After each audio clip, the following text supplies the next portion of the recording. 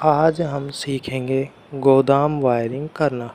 तो गोदाम वायरिंग करने के लिए हमें निम्न आवश्यक चीज़ों की आवश्यकता पड़ती है। जैसे कुछ औजार हैं हमारे लिए combination plier, side cutting plier, tester, connector screwdriver, ball pen, hammer. उसके बाद में हमें कुछ आवश्यक सामग्रियों की भी आवश्यकता पड़ती है। जैसे 100 वाट के बल्ब, लैंप होल्डर, 2 वे स्विच चाहिए 4, एक स्विच चाहिए 1 वे, पीवीसी टेप चाहिए, पीवीसी कॉपर वायर चाहिए और न्यूट्रल फेज सप्लाई चाहिए। इसके बाद में हम ये सभी सामान एकत्रित करके हम गोदाम वायरिंग करना स्टार्ट करते हैं। तो गोदाम वायरिंग जैसे ही हम करेंगे तो गोदाम वायरिंग हमें करनी है जिसमें 4 बल्ब लगाने हैं। 4 बल्बों के लिए हमें 4 2 वे स्विच, एक 1 वे स्विच लेंगे। उनको लेने के बाद में जहाँ हमें वायरिंग करनी है वहाँ पर स्थापित कर देंगे।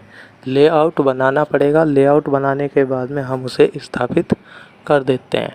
स्थापित करने के बाद में जब हम वायरिंग कनेक्शन करते हैं तो हमें वायरिंग कनेक्शन में हमारे पास में देखा है कि 1 वे स्विच के 2 टर्मिनल होते हैं, 2 वे स्विच के 3 टर्मिनल होते हैं। तो जो हमारा 1 वे स्विच है, 2 वे स्विच के 3 टर्मिनल होते हैं, 1 वे स्विच में 2 टर्मिनल हैं। तो हमारे पास में सप्लाई आती है न्यूट्रल और फेस, और बल्ब के भी 2 ही तार होते हैं, न्यूट्रल फेस। तो चारों बल्बों में जो न्यूट्रल सप्लाई आती है उस न्यूट्रल सप्लाई को सभी बल्ब के साथ में कॉमन कर देना है। जबकि जो हमारा फेस सप्लाई है उसको 1 वे स्विच के ऊपर वाले टर्मिनल में देना है और नीचे वाले टर्मिनल से 2 वे स्विच का बीच वाला कॉमन कनेक्टर से जोड़ देना है।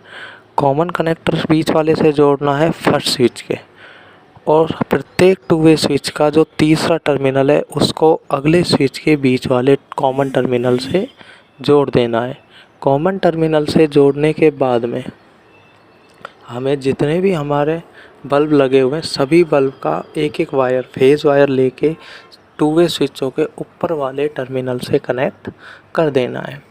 और जो न्यूट्रल सप्लाई आई है उसको हमारे सभी बल्बों के न्यूट्रल वायर से कॉमन करके कनेक्ट कर देना है। इस तरीके से वायरिंग हो जाएगी।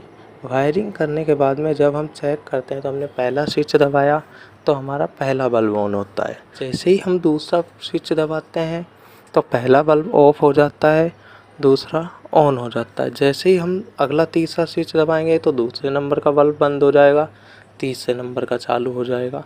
उसके बाद जैसे ही हम चौथे नंबर का स्विच ऑन करेंगे तो तीसरे नंबर का ऑफ हो जाएगा, चौथे नंबर का ऑन हो जाएगा। अब वापस आते जैसे स्विच को हम बंद करते जाते हैं तो अगले बल्ब बुझते जाते हैं, पिछले बल्ब वापस से जुड़ते जाते हैं। तो इस तरीके से हम गोदाम वायरिंग आसानी से कर सकते हैं।